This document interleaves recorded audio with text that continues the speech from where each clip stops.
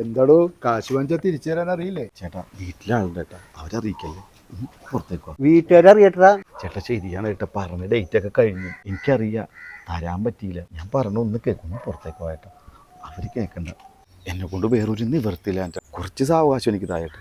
നീ എന്തൊക്കെ പറഞ്ഞാലും എന്റെ കാശ് തരാതെ നീ ഇനി ഒരു വർത്താനവും പറയണ്ട. ചേട്ടാ അങ്ങനെ പറയല്ല ചേട്ടാ, ഞാൻ വേറെ ആളുടെ അടുത്ത് ചോദിച്ചിട്ടുണ്ട്. ഞാൻ കിട്ടിയ ഉടനെ തന്നേക്കാം. എടാ ഞാനേ ഇതുപോലെ ഒരുപാട് പേരുടെ കണ്ണീരും കയ്യൊക്കെ കണ്ടു. ചേട്ടാ ഞാൻ നിങ്ങളുടെ നിന്ന് കാശ് വാങ്ങിച്ചിട്ടുണ്ട്. ഞാൻ എൻ്റെ അത് കൊച്ചിൻ്റെ ഓപ്പറേഷന് വേണ്ടി വാങ്ങിച്ചാണ്. ഗതി കെട്ടപ്പോൾ വാങ്ങിച്ചാണ്.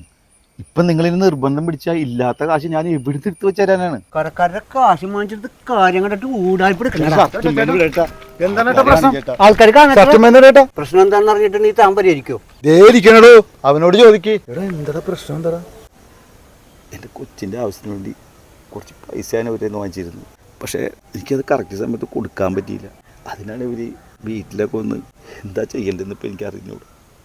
ഞാൻ അവരായിട്ടൊന്ന് സംസാരിക്കട്ടെ. എന്ത് കാര്യം ഉണ്ടെങ്കിലും പരിഹാരം ഉണ്ടല്ലോ. നിങ്ങൾക്ക് എത്ര രൂപ തരാനുള്ളത്? ഞങ്ങൾക്ക് 25,000 രൂപ തരാനുണ്ട്. നാളെ 10 മണിക്ക് നിങ്ങൾ ഇങ്ങോട്ട് പോര്. നിങ്ങളുടെ പൈസ ചെന്നേക്കാം. അവൻ്റെ വീട്ടിലേക്ക് നിങ്ങൾ പോകരുത്. ഉറപ്പാണോ? ഉറപ്പാണ്. ശരി, തൻ്റെ ബാക്കിയായിട്ട് ഞങ്ങൾ പോകണേട്ടാ.